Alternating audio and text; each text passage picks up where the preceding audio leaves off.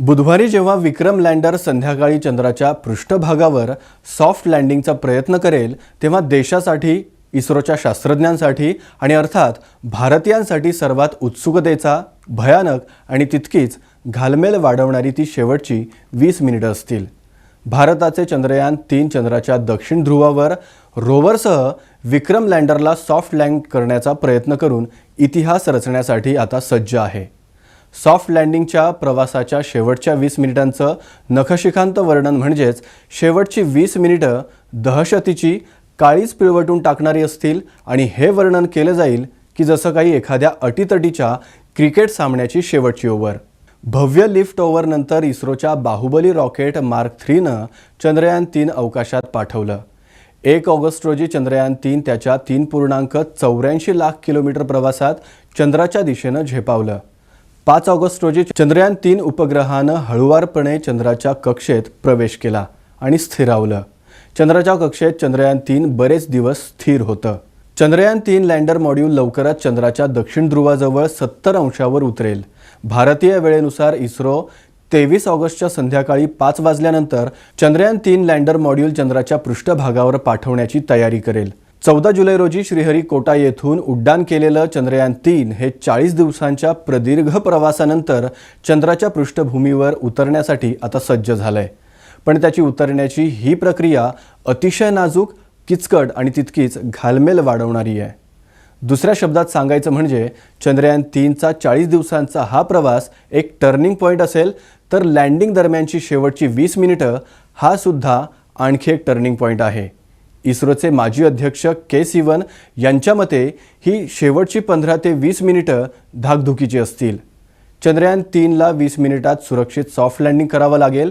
2019मध्ये चंद्रयान-2 त्याच्या प्रक्षेपणात lander module चंद्रपृष्ठभागावर 2.1 kilometre उंचीवर पोहोचलं, पण किरकोळ तांत्रिक बिघाडामुळे त्या प्रक्रियेत अपयश आलं. इस्रोचे अध्यक्ष एस. सोमनाथन म्हणालेत की चंद्रयान-3 त्याच्या लँडर मॉड्यूलसोबत असा अपघात टाळण्यासाठी सर्व व्यवस्था करण्यात आल्या आहेत आणि अगदी लहान त्रुटींच्या बाबतीतही शास्त्रज्ञांनी काम केलंय. चंद्रावर उतरणं हे पृथ्वीवर उतरण्यासारखं नाही आहे. आपल्याला एखादं विमान किंवा वस्तू पृथ्वीवर उतरताना दिसते. विमान उंचीवरून हळूहळू पुढे आणि खाली सरकतं आणि धावपट्टीवरून उतरतं. विमानातून उडी मारणारे स्कायडायव्हर्स पॅराशूटच्या सहाय्यानं सुरक्षितपणे जमिनीवर उतरतात. पृथ्वीवर शक्य असलेल्या या दोन्ही प्रक्रिया चंद्रावर शक्य होत नाहीत. याचं कारण म्हणजे चंद्रावर वायुमंडल म्हणजेच हवा नाही आहे. त्यामुळे हवेत उडून किंवा पॅराशूटच्या सहाय्यानं लँडर उतरवणं शक्य होत नाही. त्यामुळे न्यूटनच्या गतीच्या 3ऱ्या नियमानुसार लँडर चंद्राच्या पृष्ठभागावर उतरला पाहिजे. म्हणजे चंद्रयान-3च्या लँडरमध्ये रॉकेट बसवण्यात आलं आहे. त्यांना प्रज्वलित करून लँडरचा वेग नियंत्रित करून मंद गतीनं सॉफ्ट लँडिंगचा प्रयत्न करेल. या दरम्यान खरी समस्या काय, तर लाखो मैल दूर असलेल्या मंगळयानावरही पृथ्वीवरील डीप स्पेस नेटवर्कद्वारे जे बँगलोरमध्ये आहे तेथील शास्त्रज्ञांचं त्याच्यावर नियंत्रण आहे. चंद्रयान-3नं उड्डाण केल्यापासून त्याचा चंद्राच्या पृष्ठभागावर उतरण्याचा प्रवास सुरू होईपर्यंत शास्त्रज्ञांनी त्याची दिशा, वेग नियंत्रित केला आहे आणि त्याचे बूस्टर प्रज्वलित केले. पण लँडिंग दरम्यान ते अशाच प्रकारे नियंत्रित केले जाऊ शकत नाही. म्हणूनच त्याला स्वयंचलितपणे उतरता यावं त्या पद्धतीनं तसं प्रोग्रामिंग केलेलं असतं. चंद्रयान-2मध्ये अशी व्यवस्था करण्यात आली होती, पण शेवटच्या क्षणी तांत्रिक बिघाडामुळे क्रॅश झालं. अशा समस्या टाळण्यासाठी यात चंद्रयान-3मध्ये व्यवस्था करण्यात आल्याचं इस्रोच्या अध्यक्षांनी म्हटलं आहे. चंद्रयान-3चं सॉफ्ट लँडिंगची प्रक्रिया काय आहे ते आपण पाहूयात. चंद्रयान-3 लँडर लंबवर्तुळाकारात कक्षेत चंद्राभोवती फिरत आहे. चंद्राच्या पृष्ठभागापासून 100 किलोमीटर अंतर पार केल्यानंतर गुरुत्वाकर्षणाच्या जोरावर त्याच्या बूस्टरला प्रज्वलित केलं जातं. परिणामी ते चंद्राच्या पृष्ठभागावर वेगानं घसरू लागतं. ते पडत असताना त्याचा वेग खूप जास्त असतो. पृथ्वीवरून चंद्रावर रेडिओ सिग्नल पाठवण्यासाठी जवळपास 1.3 सेकंद लागतात. त्याच सिग्नलला पुन्हा जमिनीवर पाठवण्यासाठी 1.3 सेकंद लागतात. म्हणजेच ते पूर्ण होण्यासाठी जवळपास 2.5 सेकंद लागतात. म्हणजे ताशी 100 किलोमीटर वेगानं चंद्रावर पडणाऱ्या लँडरला नियंत्रित करण्यासाठी 2.5 सेकंद लागतात. त्यामुळे हे काही व्यावहारिक काम नाही आहे. म्हणूनच लँडर स्वतः निर्णय घेतो आणि खाली उतरतो. अशा प्रयत्नांमध्ये सर्व काही तांत्रिकदृष्ट्या योग्यच असलं पाहिजे, नाहीतर अगदी लहान कारणामुळे अडचण निर्माण होऊ शकते. चांद्रयान 3च्या सॉफ्ट लँडिंग दरम्यानचे प्रमुख 8 टप्पे आहेत. ते 8 टप्पे कोणते ते आपण पाहूयात. चांद्रयान 3 प्रथम चंद्राच्या पृष्ठभागावर झेप घेण्यासाठी बूस्ट फायर करून 100 किलोमीटर उंचीवर परिभ्रमण करतं. तिथून ते वेगानं चंद्राच्या भूपृष्ठावर येतं. या प्रक्रियेत लँडर मॉड्यूल लँडिंग करत असताना चंद्राच्या पृष्ठभागाच्या 90 अंशाच्या कोनात असलं पाहिजे. चंद्रयान 3चे 4 पाय कितीही झुकले तरी ते चंद्राच्या पृष्ठभागाला स्पर्श करू शकत नाहीत.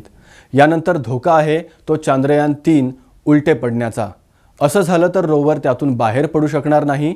चंद्राच्या पृष्ठभागावर सॉफ्ट लँडिंग केल्यानंतर लँडर मॉड्यूल पृथ्वीला सिग्नल पाठवतो. थोड्या वेळानं त्याला बसवलेला रॅम्प उघडतो. याद्वारे रोवर चंद्राच्या पृष्ठभागावर उतरेल आणि तिथून छायाचित्रे घेऊन बँगलोर जवळील इंडियन डीप स्पेस नेटवर्कला पाठवेल. सायंटिफिक स्पेस ऑर्गनायझेशनचे प्रमुख वैज्ञानिक डॉक्टर टी.व्ही. वेंकटेश्वरन यांनी म्हटलंय की 100 किलोमीटर उंचीवरून लँडरला चंद्राच्या पृष्ठभागावर उतरण्याची 15 मिनिटांची प्रक्रिया 8 टप्प्यात पूर्ण केली जाईल. पहिला टप्पा. यामध्ये त्याचे पाय चंद्राच्या पृष्ठभागावर तोपर्यंत राहतील जोवर 100 किलोमीटरपासून 30 किलोमीटरपर्यंत खाली येत नाही. त्यानंतर वेग आणखी कमी करण्यासाठी लँडरवरील रॉकेट प्रज्वलित केले जाईल. लँडर 30 किलोमीटर उंचीवर असताना त्याचा वेग खूप जास्त असतो. तो वेग नियंत्रित करत तो चंद्राच्या पृष्ठभागापासून 7.4 किलोमीटर उंचीवर पोहोचतो. 100 किलोमीटर उंचीवरून इथपर्यंत पोहोचायला त्याला 10 मिनिटं लागतात. ही झाली पहिली पायरी. दुसऱ्या टप्प्यापासून खऱ्या अर्थानं कसोटीला सुरुवात होते आणि तिथून सर्व काही आव्हानात्मक. 7.4 किलोमीटर उंचीवरून ते 6.8 किलोमीटर उंचीवर उतरतं. तोपर्यंत लँडरचे पाय चंद्राच्या पृष्ठभागावर 50 अंशापर्यंत फिरतील. त्यानंतर त्याला ज्या ठिकाणी उतरायचं आहे तिथे तो जात आहे की नाही याची पुष्टी लँडरवरील उपकरण करतील. तिसरा टप्पा म्हणजे 6.8 किलोमीटर उंचीवरून 800 मीटर उंचीवर उतरणे हा आहे. चौथ्या टप्प्यात 150 मीटर उंचीवर उतरतं. या उंचीवर लँडर हे लँडिंग साईट पूर्णपणे समतल असल्याची खात्री करेल. 5व्या टप्प्यात 150 मीटरवरून ते 60 मीटरपर्यंत खाली उतरतं. तिथून लँडरचा वेग आणखी कमी होतो. 6व्या टप्प्यात उंची 60 मीटरवरून 10 मीटरपर्यंत कमी होते. यावेळेला इस्रोनं लँडरमध्ये लेझर डॉपलर व्हेलोसिमीटर नावाचे एक नवीन उपकरण जोडलेलं आहे जे चंद्राच्या पृष्ठभागावर लेझर पल्स पाठवतं. हे उपकरण लँडर किती वेगानं खाली जात आहे ते क्षणाक्षणाला मोजत असतं. लँडरमधील संगणक आवश्यक वेगानं लँडिंगची काळजी घेतो. 6वा टप्पा म्हणजे लँडर 60 मीटर उंचीपासून 10 मीटर उंचीवर आणणं हा आहे. 7वा टप्पा चंद्रावर लँडरचे 10 मीटर उंचीवरून सॉफ्ट लँडिंग करणं हा आहे. या टप्प्यावर रॉकेट ज्वलन थांबवतं कारण ज्वलनातून रॉकेटची धूळ चंद्राच्या पृष्ठभागावर उडून लँडरवरील सोलर पॅनलवर पडली तर वीज निर्मिती करू शकणार नाही असा धोका निर्माण होऊ शकतो.